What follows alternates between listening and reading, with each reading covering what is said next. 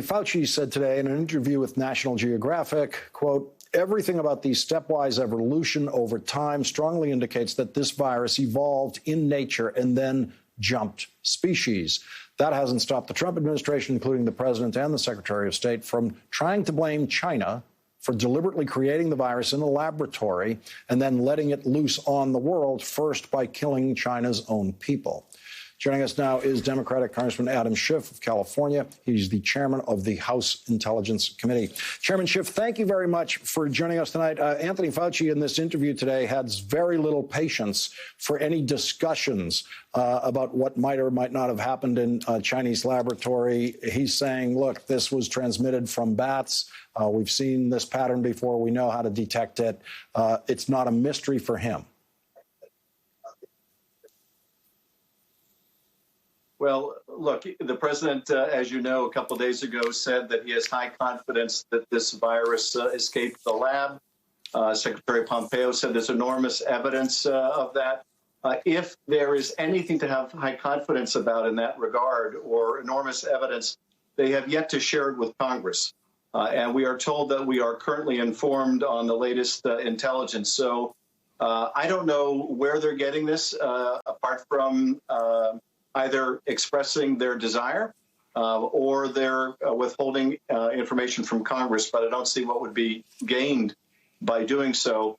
I think what they're clearly trying to do is deflect attention away from the administration's terrible mishandling of this virus and all of the false narrative that the president was putting out early on about this going away on its own, being no worse than the flu, that we're going to contain it down to zero.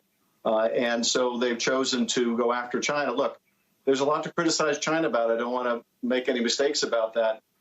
They should have been far more transparent about the human-to-human transmission, and they did conceal things.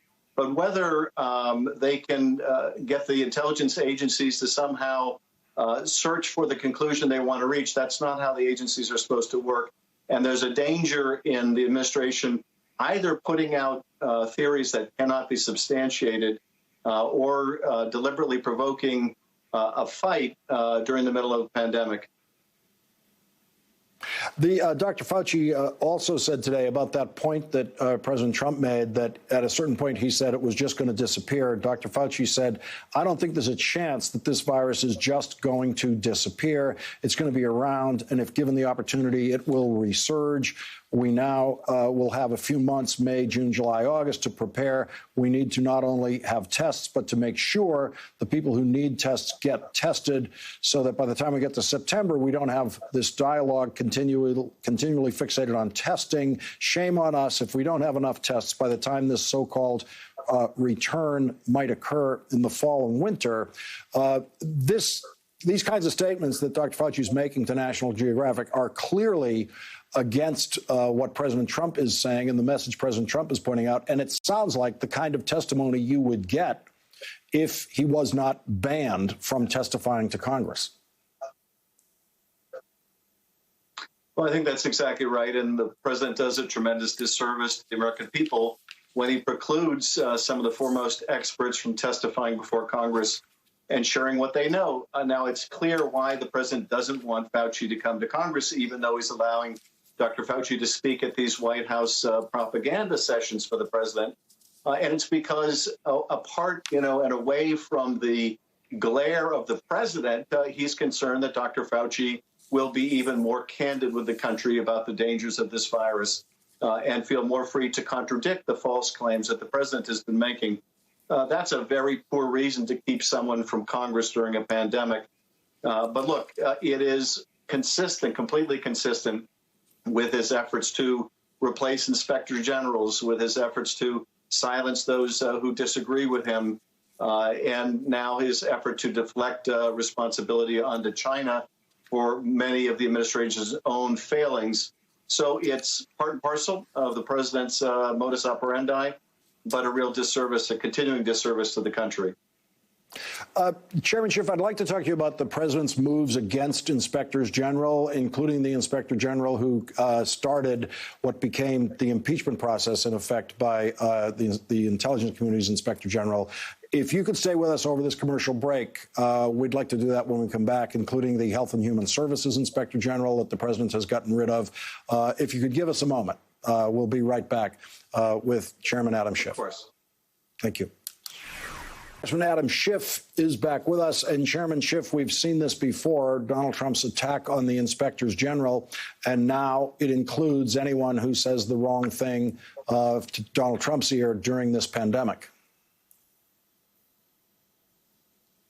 That's all too true. And of course, this is very dangerous. The inspector general system was a post-Watergate reform designed to deal with the abuses of that era. And now those abuses are back.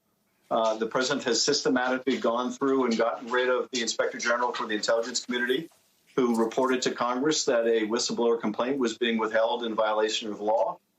He got rid of the inspector general that was going to oversee the release of the pandemic relief funds that could hold the president accountable, whether the president was using favoritism or cronyism in the allocation of relief funding or PPE to different states, and now going after that Health and Human Services inspector general, who reported all too accurately that she was hearing from hospitals all around the country that they did not have the ventilators or the protective gear or the testing capacity, while the president was saying that all of that was going perfectly well. And because she contradicted, because the facts contradicted his preferred narrative, he views that as the ultimate disloyalty.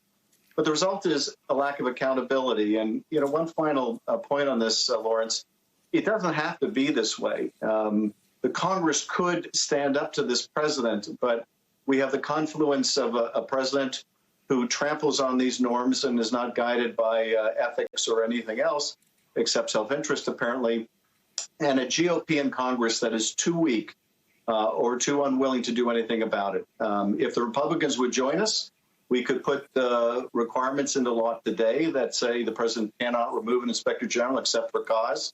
I think when he's gone, we'll be able to do it, but the Republicans will not defend their own institutions right now, and it means that there's a real lack of accountability during a pandemic, and that is deadly dangerous.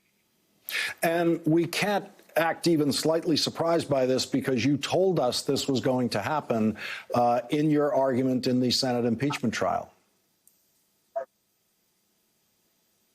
Well, we certainly told the senators that he was not going to change, and there was no way to constrain him, that he is who he is, and he would continue to operate the way he had. And indeed, that's exactly what we've seen since. Now, the one thing I think we dramatically understated is when we asked the question, if you found him guilty, do you really need to remove him, given that there's another election only 9 months away? How much damage could he really do? We said a lot, but little did we know just how great the casualties would be. You know, some days we lose the equivalent of the number of people we lost on 9/11.